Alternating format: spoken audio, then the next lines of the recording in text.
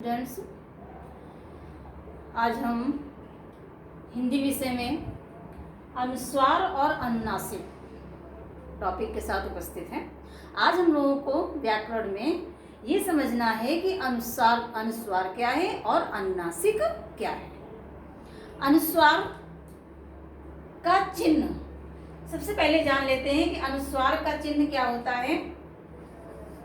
अनुस्वार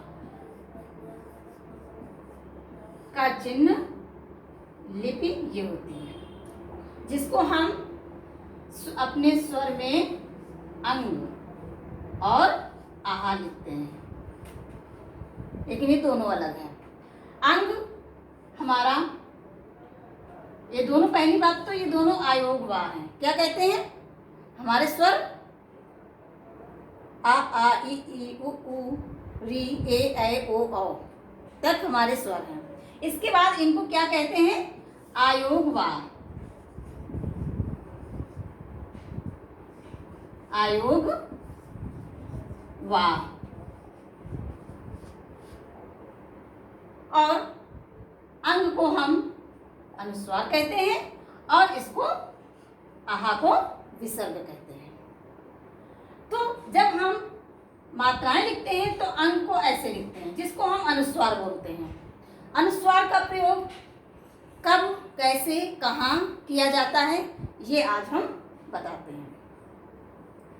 अनुस्वार अगर शब्द के मध्य में या अंत में लगता है, जिसको हम कहते हैं कि बिंदु लगा दो। कोई भी शब्द लिखते हैं, जैसे हमने लिखा वंश, तो क्या बोलते हैं? बिंदु लगा दो। तो इसी जो ये हमारी हम लाइन खींचते हैं, इसको हम शिरोरेखा बोलते हैं। तो इस शिरोरेखा के ऊपर जो बिंदु लगाते हैं, उसको हम अनुस्वार बोलते हैं। अब अनुस्वार कब, कहाँ, कैसे प्रयोग करते हैं, आइए ये समझते हैं। अनुस्वार एक नासिक व्यंजन भी है। नासिक व्यंजन उनको कहते हैं कि जिनकी ध्वनि, जिन वर्णों की ध्वनि नाक से निकलती है, उनको हम नासिक व्यंजन कहते हैं। आइए हम देखते हैं कि का, खा, गा, घा, अंगा, ये हमारा क्या है? का वर्ग। या हम सरल शब्दों में मान लेते हैं कि जैसे अपनी क्लास में एक मॉनिटर होता है, तो इस लाइन का मॉनिटर क्या है? का। तो इसको हम क्या बोलेंगे? का वर्ग। इसको हम का वर्ग बोलेंगे। तो का, खा, गा, घा, अंगा, ये अंगा हमारा क्या है? नासिक ध्वनि है। इसी तरह से चा वर्ग में देखते हैं, चा, छा, जा, झा, या, ये हमारा नासिक ध्वनि है। या, टा, ठा, डा, ढा, आड़ा, नासिक ध्वनि है। ता, था, दा, धा, ना, नासिक ध्वनि। पा, फा, बा, भा, मा, ये नासिक ध्वनि है। यानी हम देखते हैं कि ये जो हमारे 5 वर्ण हैं, ये हमारे नासिक ध्वनि है। जो शब्दों के मध्य में आते हैं, तो हम इनकी जगह पर अनुस्वार का प्रयोग कर देते हैं। अब इसका भी नियम है कि अगर किसी शब्द में नासिक ध्वनि होती है और उसके बाद वाला अक्षर, बाद वाला वर्ण इसी वर्ग का होता है, तो ये नासिक व्यंजन जो है, ये हमारा अनुस्वार में बदल जाता है। जैसे हमने लिखा गंगा,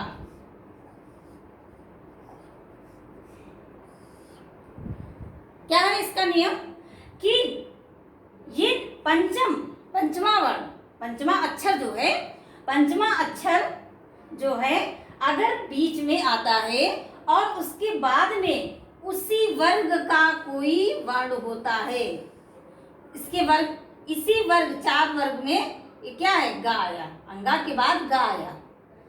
अगर पंचमा अक्षर के तुरंत बाद उसी वर्ग का कोई वर्ण आता है, तो हम उसको अनुस्वार में बदल देते हैं। क्या लिखेंगे? गंगा। समझ रहे हैं ना? इसी तरह से कई शब्द हैं। इसी तरह से हमारा आता है जैसे चंचल।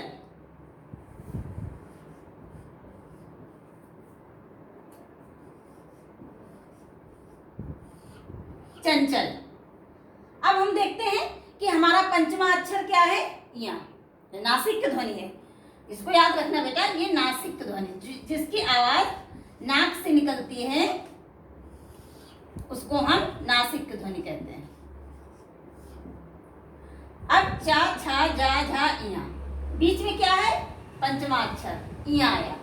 उसके बिल्कुल बाद में इसी वर्ग का कौन सा अक्षर पड़ा? चा। तो इसको हम अनुस्वार में बदल देंगे।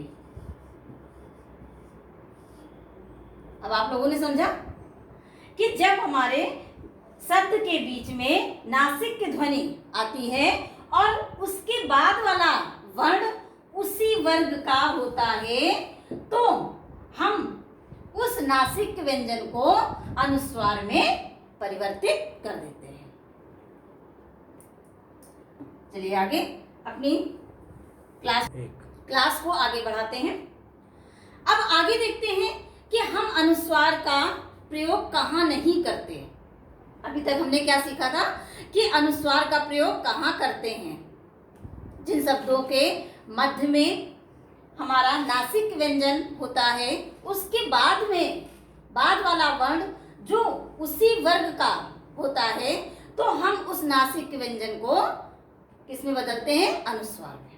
अब आगे हम देखते हैं कि नासिक व्यंजन कहाँ नहीं प्रयोग होता है।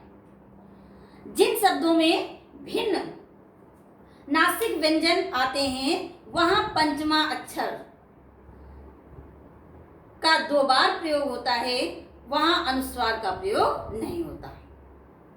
मतलब कहने का कि जहां नासिक व्यंजन भिन्न भिन्न आते हैं या 2 बार आते हैं, ये भी हो सकता है एक ही नासिक व्यंजन 2 बार आए या भिन्न भिन्न अलग अलग आए। भाई नासिक व्यंजन हमारे कितने? 5।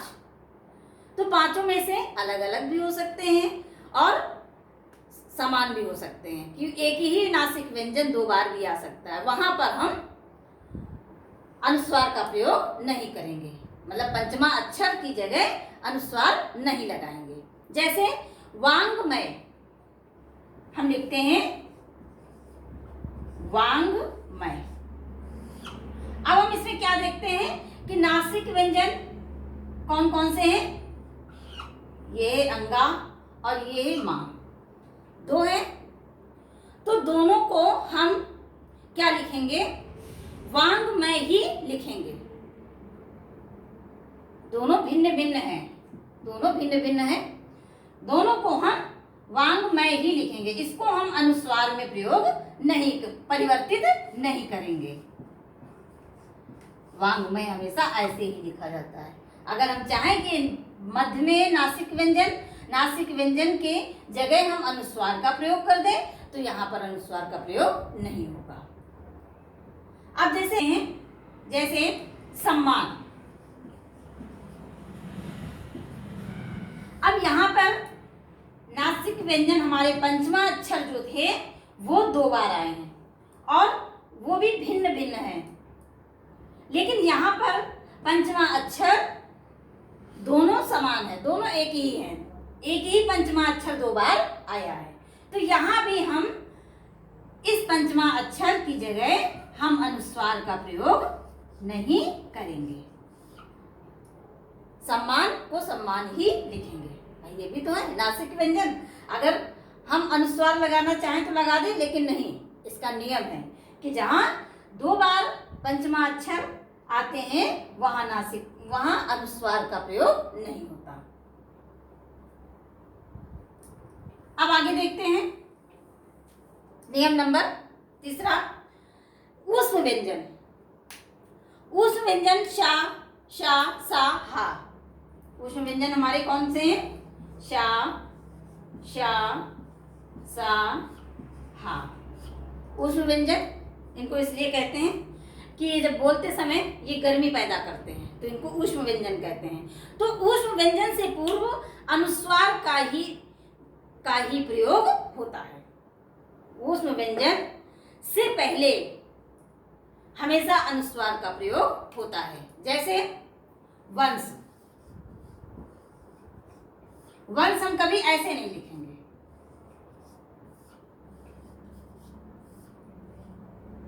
ये ऊष्म व्यंजन है, ऊष्म व्यंजन के पहले हमेशा अनुस्वार का प्रयोग होता है।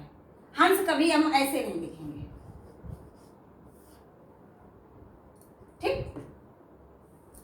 जो हमारे ऊष्म व्यंजन है, ऊष्म व्यंजन के पहले हम अनुस्वार का प्रयोग करेंगे। अब आगे देखते हैं कि यदि पंचम वर्ण या वा हा से पूर्व आता है, या वा हा से पंचम वर्ण इसके पूर्व आता है, तो हम वहां पर अनुस्वार का रूप नहीं बदलते। वहां पर हम अनुस्वार का रूप नहीं बदलते, मतलब अनुस्वार के रूप में नहीं बदलते। जैसे पुण्य, भाई पंचमा अक्षर आपको याद रखने होंगे। अंगा, इया, अड़ा, ना, मा। तो यदि या वा हा से पूर्व पंचमा वर्ण आता है, पंचम वर्ण आता है, तो हम वहां पर अनुस्वार का प्रयोग नहीं करेंगे, वहां पर पंचमा अक्षर ही रहेगा। पुण्य है, समन्वय है,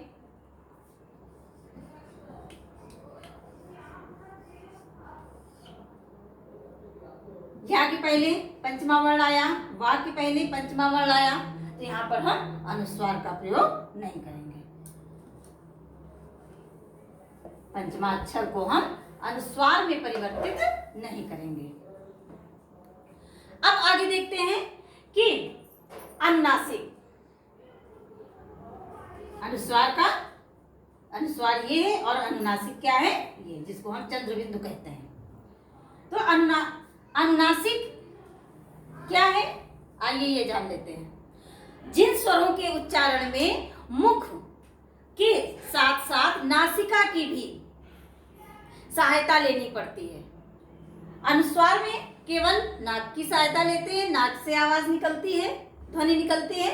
और अनुनासिक में क्या होता है कि इसको बोलते समय, जिसको हम चंद्र बिंदु कहते हैं, इसको बोलते समय हमें नाक और मुंह दोनों की आवश्यकता होती है, उसको हम चंद्र बिंदु कहते हैं। जैसे, और चंद्र बिंदु वास्तव में ये स्वर का गुण है, स्वर के साथ लगते हैं चंद्र बिंदु। जैसे कुआं, तो आ में लगाया, ठीक। चांद, अब आप कहेंगे यहाँ आ में लगा हुआ है चंद्र बिंदु अनुनासिक, लेकिन यहाँ तो चा है, लेकिन चा में आप ये देख रहे हैं आ की मात्रा लगी हुई है, तो यहाँ पर इसकी प्रधानता है कि आ में ये हमेशा स्वर के साथ लगते हैं, ठीक। ओके, अब आगे देखते हैं कि हम जब, जैसे मैं, तुम्हें, हैं, बहुत सारे हैं। तो मैं, तुम्हें, है, ये वास्तव में ये हमारे चंद्र बिंदु हैं, ये हमारे अनुनासिक हैं, ये हमारे क्या हैं, अनुनासिक हैं, जिसको हम चंद्र बिंदु कहते हैं। लेकिन इस अनुनासिक को हम अनुस्वार का रूप दे देते हैं। क्यों दे देते हैं? क्योंकि ये हमारे स्वर हैं और स्वर के लगने से इनकी शिरोरेखा के ऊपर पर्याप्त जगह न होने के कारण हम अनुनासिक का पूर्ण प्रयोग न करके अनुस्वार का रूप दे देते हैं, लेकिन वास्तव में ये हमारे अनुनासिक हैं। हमें ऐसे लगाना चाहिए, लेकिन यहाँ पर्याप्त जगह न होने की वजह से हम इनको अनुस्वार का रूप देते हैं। ठीक, यहाँ पर हमारे अनुनासिक जो है अनुस्वार का रूप ले लेते हैं। अब आपने जाना बेटा, आज अनुस्वार और अनुनासिक का ऑनलाइन क्लास में थोड़ा सा इतना विस्तृत रूप से व्याकरण नहीं हो पाती है। क्लास में मौका मिलेगा, फिर से दोबारा एक टॉपिक बताएंगे और विस्तृत रूप से पढ़ाएंगे। Thank you.